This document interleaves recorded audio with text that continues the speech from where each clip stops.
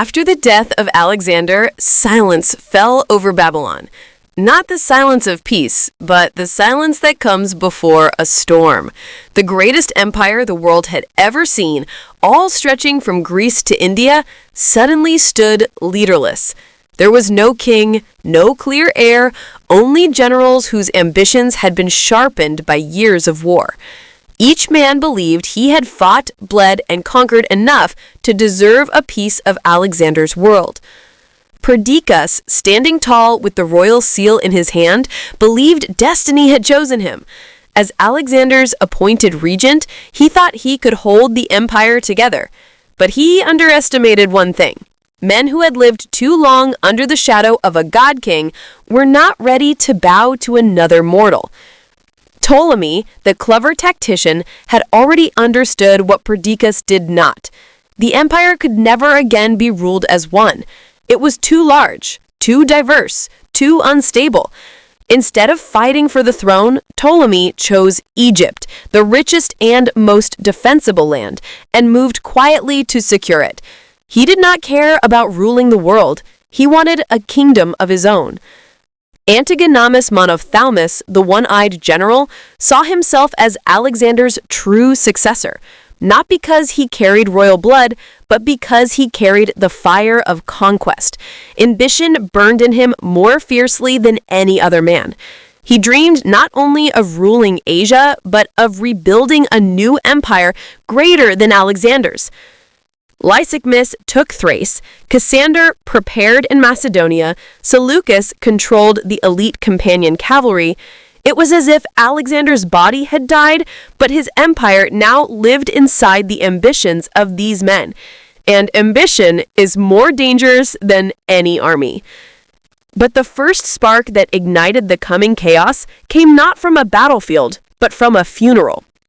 When Ptolemy secretly seized Alexander's body and brought it to Egypt, Perdiccas felt a strike to his authority. The body of Alexander was more than a corpse. It was a symbol, a living claim to legitimacy. Whoever buried him would inherit the loyalty of his soldiers and the respect of the people. By taking the body, Ptolemy declared, without speaking a word, that he rejected Perdiccas as leader. The empire split into two factions. Faction 1. The Perdiccas and the Royalists, those who believed the empire should remain united. Faction 2, the future kings, Ptolemy, Antigonus, Lysimachus, and Seleucus, each preparing to carve out their own dominions. Perdiccas, already furious, made a fatal decision. Instead of consolidating the empire's heart, he marched towards Egypt with an army strong enough to shake the pyramids. He declared Ptolemy a traitor. But the truth was the opposite. Perdiccas had become too blinded by power. As Perdiccas marched, his troops grumbled. His arrogance pushed away even his closest allies. His decisions were rash, emotional, and often cruel. The more he tried to act like Alexander, the more he reminded the army that he could never be Alexander. Ptolemy prepared for war with calm precision. He fortified the Nile, set traps along the riverbanks, and gathered the local population. The Egyptian people respected him, something Alexander's other generals never achieved. Ptolemy understood people as well as strategy. He knew that a loyal population was a stronger shield than any wall. The first confrontation was brutal. Perdiccas tried to cross the Nile, believing he could overpower Ptolemy with sheer numbers. But the Nile is not a river. It is a living force. The currents were strong, the mud swallowed men whole, and Ptolemy's forces struck from hidden positions. Thousands died that day, some drowning, some cut down. And then something happened that sealed Perdiccas' fate. His own officers, Seleucus among them, turned against him. They walked into his tent, surrounded him, and ended his life. Just like that, the regent of the empire fell not on a battlefield, but by betrayal from his own companions. The news spread like wildfire. Soldiers cheered, generals smiled.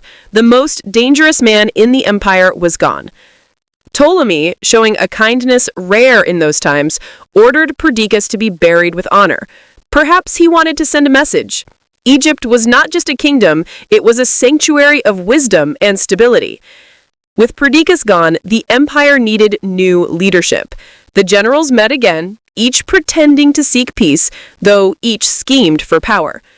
Antigonus was given authority over Asia, Ptolemy over Egypt, Lysimachus over Thrace, and Seleucus was made satrap of Babylon.